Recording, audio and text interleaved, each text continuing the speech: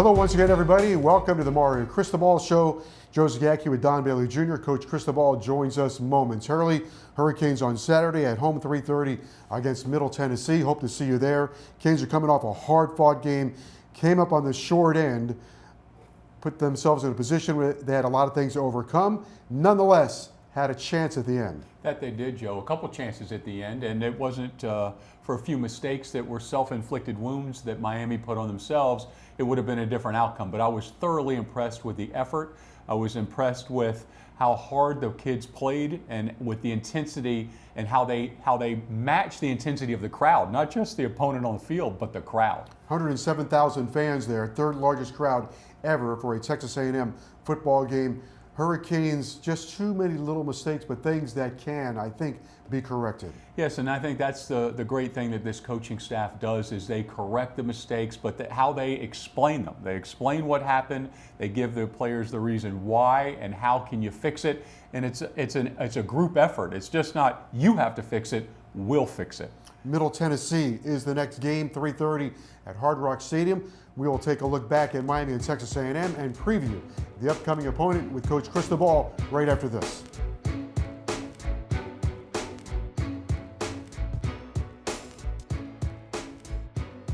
And hello once again, everybody. Welcome to the Mario Cristobal Show.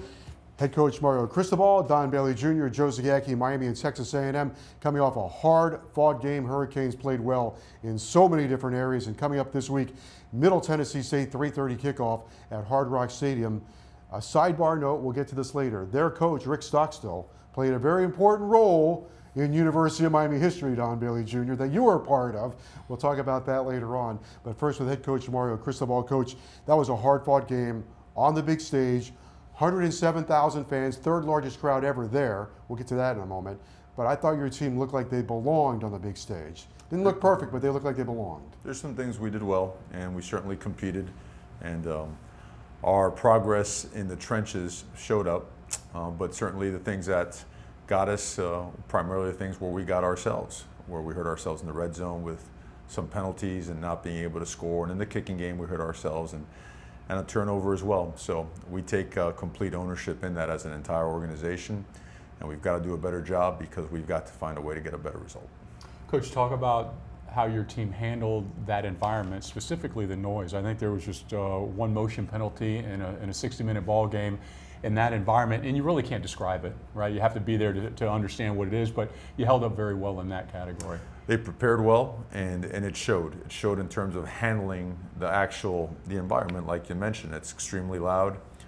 Sometimes we went on a clap cadence, and sometimes it was more of a visual cadence or whatnot. But that part of it, certainly proud of the way the guys handled that and the way they conduct themselves up front, because they had some really, really good knockback at the line of scrimmage, and at times, played with a lot of, line of scrimmage control and opened up some gaps, and were very disruptive to their offense as well with our defensive line. So, but some progress made, but a lot more to be made. Coach, going into the game, I believe you were 18 for 19 scoring in the red zone, 11 for 19 with touchdowns, so a good percentage. Had to be tough to look at it, go into the red zone 4 times and not be able to cash it in. Without a doubt, you go in there 4 times, you come away with 9 points. It's going to be hard to beat really good teams with that type of production. Certainly not a lack of effort, wanting to do the right things, but you know what, against good teams, if you're not on point, they'll expose you, and it will show up in, not scoring. It will show up in the result of the game. And, we've learned, by watching the film, we've learned by walking through it, and now we've got to grow from that and do a better job. Coach, one of your goals when you came to the University of Miami was to make sure you could establish the run, and that has happened the first 3 weeks positively. You had 175 yards, I believe it was, last week against Texas A&M, but also gave up 0 sacks. Pretty impressive. Mm-hmm. We're getting better up front. I mean, those guys, they have a lot of pride. They work at it. They believe in physicality. They understand the importance of, in a game like that, it always gives you your best chance, at the very end. Even with our lapses in execution, at the end of the day, we had 2 possessions with a chance to tie the game. So there's a lot of progress there, excited about that, and their appetite to be more physical should be growing more and more, because the more we work our technique and fundamentals, the better we're going to get up front. The battle of the trenches, and that's always the case right in the Southeastern Conference, but you averaged 4.9 yards per carry on the ground, and you held them to under 4 yards per carry on the ground. Yes, again, certainly progress. We're playing with more physicality, with better technique coming out of our hips. And now we've got to put it all together, But if that's a good start to what you want to do, we just have to bring it all together. Tyler Van Dyke, coach, had a solid day. No interceptions, unfortunately, no touchdowns, but he threw the ball well at times and held up physically himself. He sure did. We threw the ball, I think, 41 times. We took some shots, spread the ball around pretty good. We had 7 drops, It's certainly not a matter of a lack of effort, but a lack of execution, and we got to improve our performance in regards to that. There were a couple of hurries. He did get hit 5 times, but he didn't get sacked. And in contrast, we sacked their quarterback 3 times and hit him another 12 times. So we felt that, again, there was some good enough performance at the line of scrimmage to have more success. But again, right back to work and getting better. I think we glossed over the fact that Restrepo was not in the game, and that really affects you in a lot of different areas. Not only obviously at receiving, catching the ball, third downs, and on special teams as well. Mm-hmm. Yeah, Xavier is obviously an excellent football player, and on top of that, he's an alpha. He's a leader, and he's a guy that we certainly count on in a lot of different ways, from a cultural standpoint, from a performance standpoint, and a guy that Tyler Van Dyke really leans on as well. Well, he's going to be gone for a little bit, so in the meantime, he's got to be a great leader, and the rest of that room, we have to work with him and get the best out of every single player to elevate our performance in the passing game. Talk about the combination, coach, of Parrish and Knighton combined, basically 175 yards rushing, but they're a great combo. A little different style, but both of them are explosive. They are. They're explosive, and they're tough, yeah. And they're physical, and they get downhill. They've got great eyes. They read their blocks really well. They set up blocks really well also, and you're going to get every ounce out of those guys. Mm-hmm. If it ain't a perfect play, it's not because of a lack of effort from those guys. We trust them both. I think Thad is a really good player as well. He's helped us. I know he didn't play much in this game, but we're really pleased with the progress of our backfield. Coach, your defense overall, you held them like 260 yards in the game. And most of the yards were by 2 players, A-Chain and Smith. Can you talk a little bit about the design of the defense, the way it kept adjusting, and the physicality that they played with at all 3 levels? Yeah, I thought the entire defensive staff, along with the players, did a great job, especially after the first drive, being able to make adjustments because they were trying to do different things with a different quarterback. And believe it or not, even though tackling was better, 66 or 70% of our missed tackles came on just a couple of plays where we jumped out of our gap. Okay, aside from that, we were very gap sound. We were striking. We were coming out of our hips. We were bottling up the run game.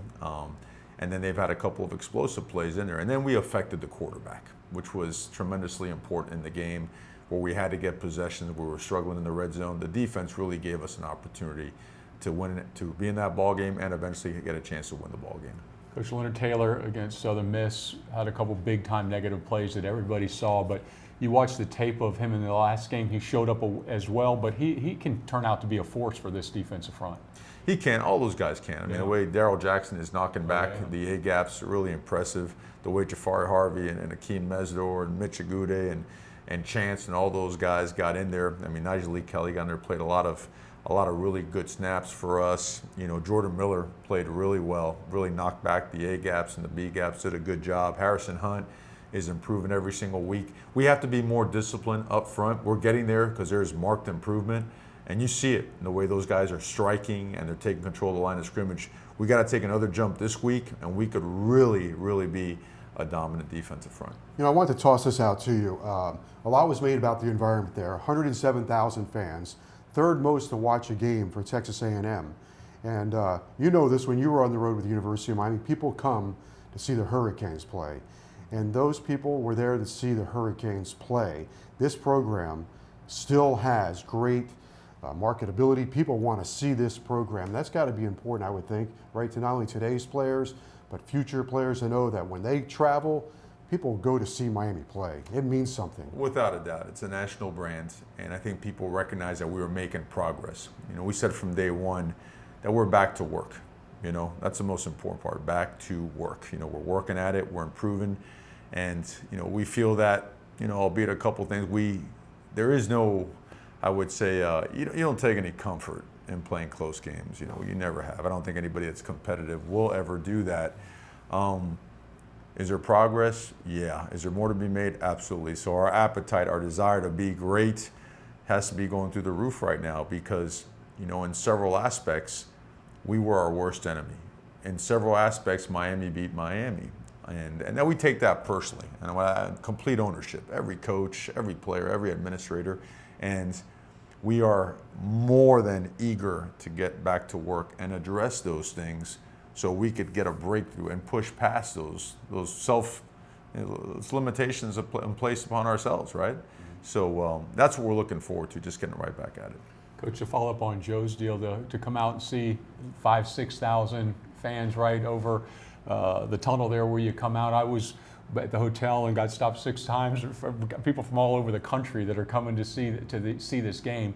And the brand is one thing, but the actual physical fan that showed up, it makes a difference. They were awesome, and we're disappointed. We really are. We're upset with ourselves because we want them to take part in every great moment with us, and we're very grateful for them sticking with us through the tough moments as well. But they were felt. They really were. They were felt in pregame.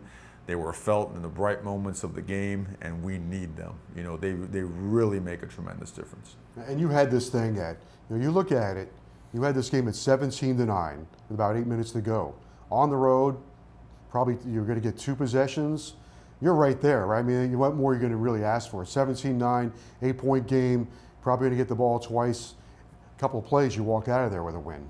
Well, we've got to do better in the kicking game, because it could have been very different. And you got to do better in the red zone, because then it's a very different picture in the fourth quarter.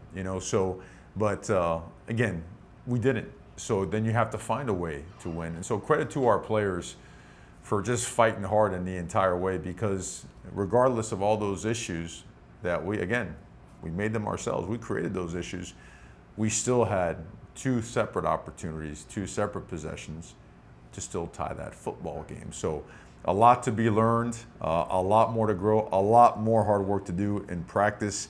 You just don't fluff it up. And in our meeting, it was very simple. It was right to the point. You don't sugarcoat this stuff. You really don't. You go right at it.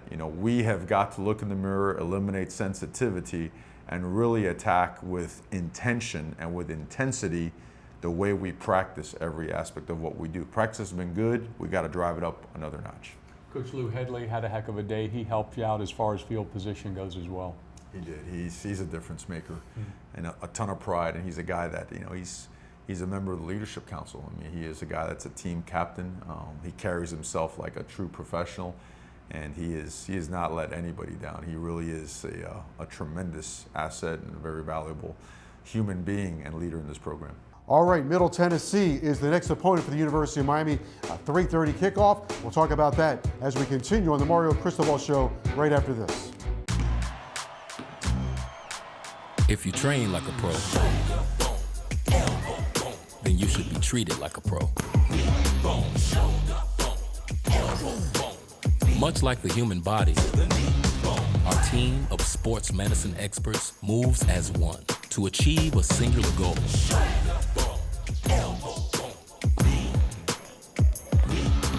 Recover your game.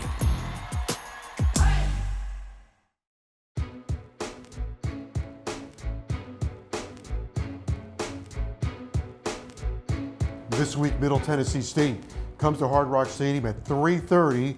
So hope to see a big crowd for Miami and the Blue Raiders of Middle Tennessee State, coached by Rick Stockstill.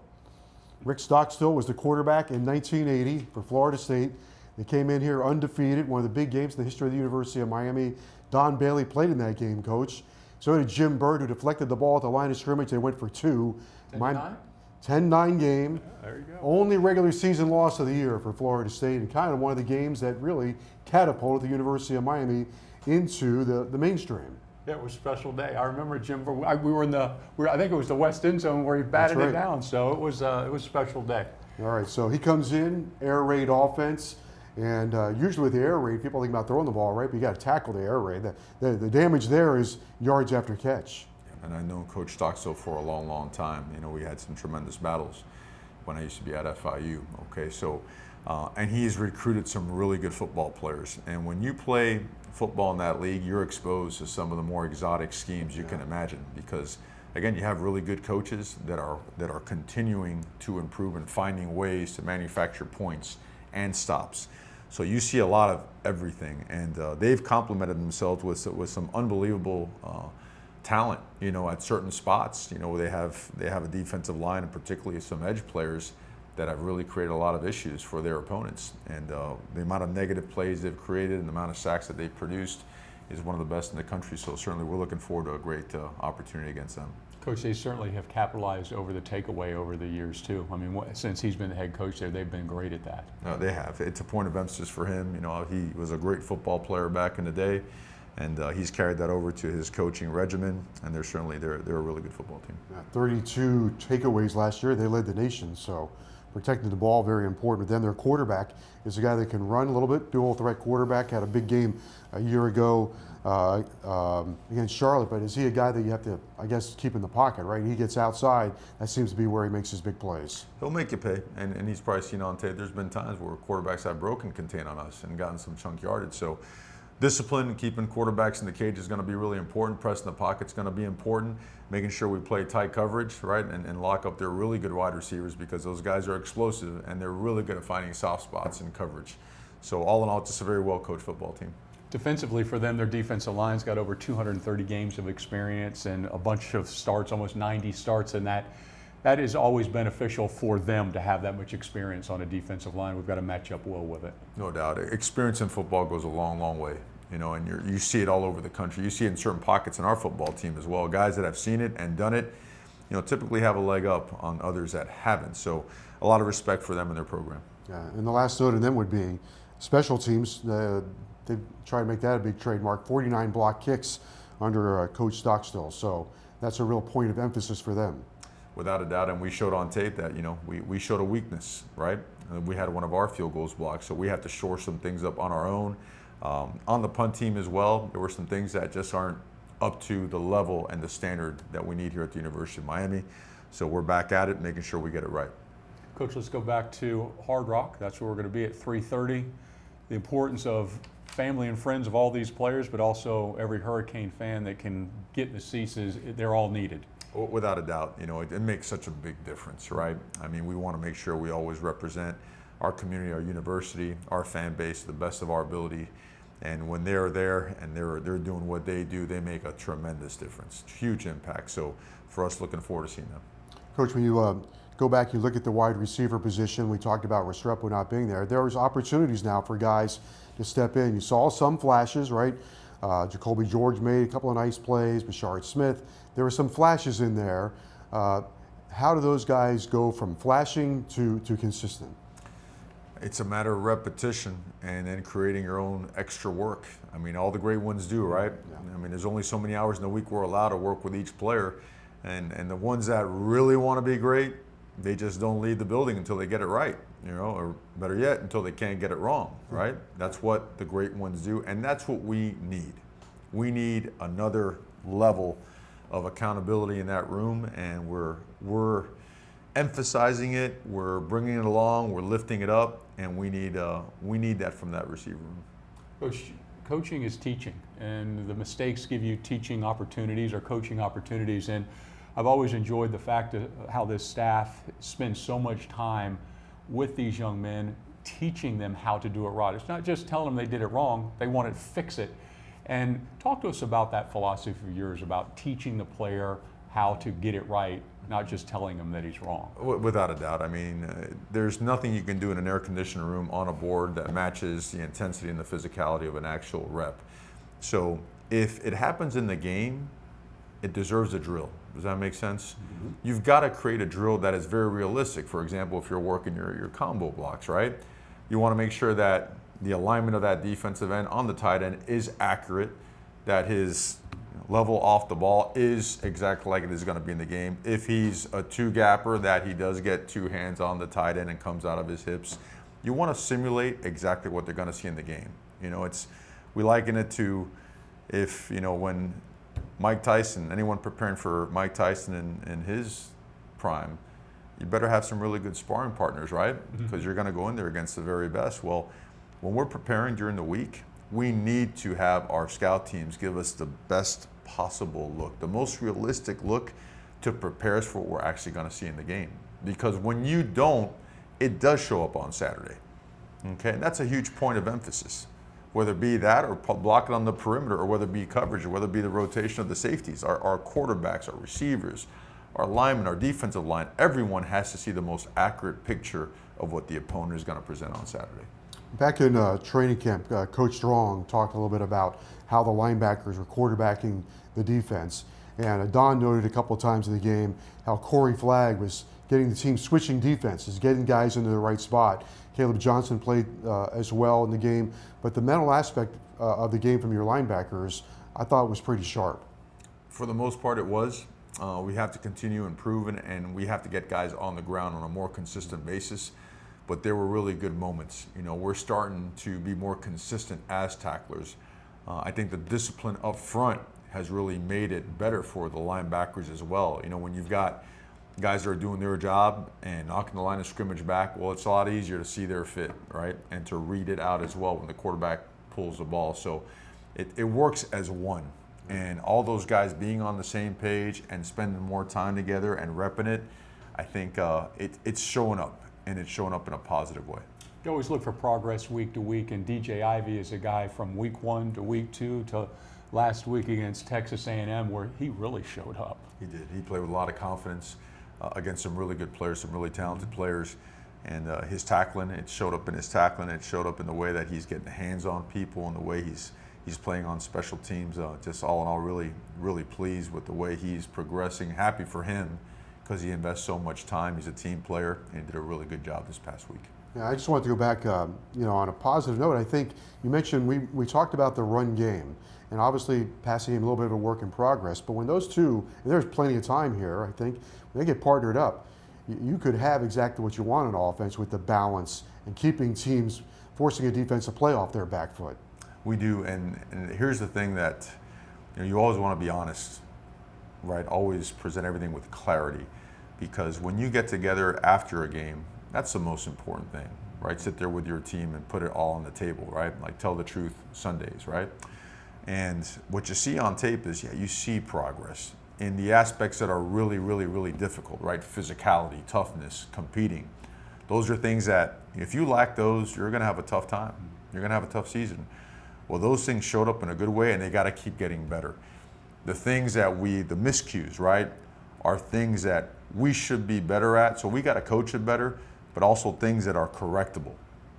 Okay? And that right there should give you motivation and hope, right, to be able to go out and work at it to make sure that those things don't hurt us. Avoid the avoidables, right? Those things that get in the way and can make things messy for you. Get those things out of the way. Don't allow those things don't allow yourself to hurt yourself by doing things that you're not supposed to do. And I think there is something in that speaks very loudly as let's get to work and keep making progress. Playing hard does not fix issues. Fixing issues fixes issues. Okay? And that's our entire point of emphasis, and that's what we're attacking. Talk to us about your goal that you said from day one is to have elite practices. And if you can get to elite practices, which you've been a part of and you've seen and you know what they look like, how much easier it is to transfer to a game? Oh, without a doubt. I mean, let's call it what it is. We want to build a championship program with a championship culture.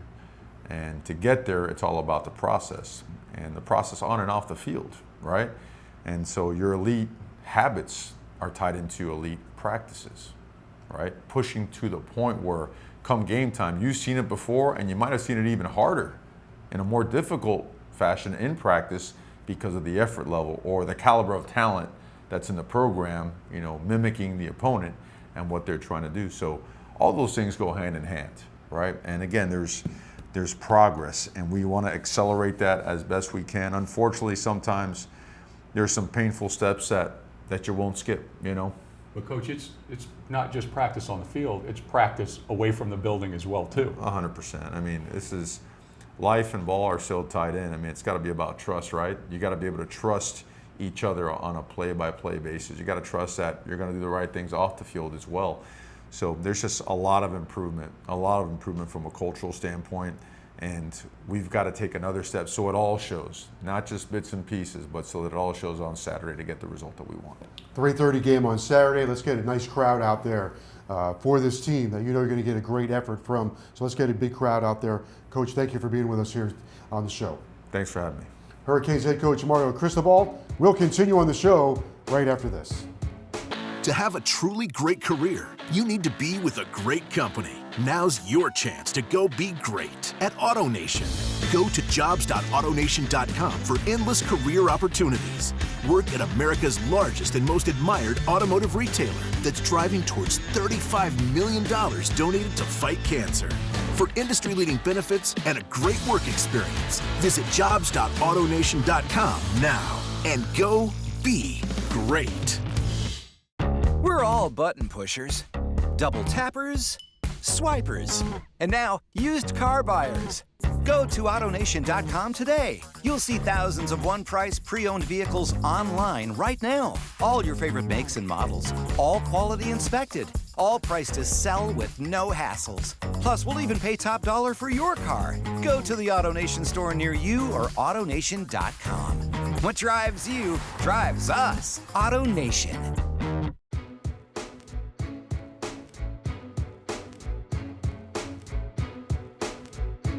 Back on the Mario Cristobal Show, Joe Zagacki and Don Bailey Jr., Miami and Middle Tennessee, 3:30. This is one of those games where you can't have Texas A&M beat you twice. You absolutely cannot. The fans can have a big help in this. We've got to make sure that the stadium is as full as it can be, but also for Miami, you've got to realize that all the hard work that you've done to this point, you've got to continue to work hard and learn from last week and make improvements this week. It becomes a really interesting game because a place like Middle Tennessee, they've got to find creative ways to win and compete, and this team is really creative. Well, their head coach is a former quarterback, and he knows how to move the ball. He knows how to make things happen on offense, and they've got an experienced defense. Joe, this kind of reminds me of Southern Miss. They've got a lot of 5th and 6th year players and guys that have transferred in from other places. So there is a talent level there that can create problems if you give them the opportunity. Don't be casual with the ball. They scored 6 defensive touchdowns last year. One way to prevent that is just keep running it the way Miami is running it. I think what was accomplished last week was phenomenal. 175 yards on the ground. I'd like to see that number again this week. Yep, over 200 yards a game so far through the first 3. Okay, for Don Bailey Jr. and head coach Mario Cristobal, I'm Joe Zagacki. Thank you for joining us on the Mario Cristobal Show.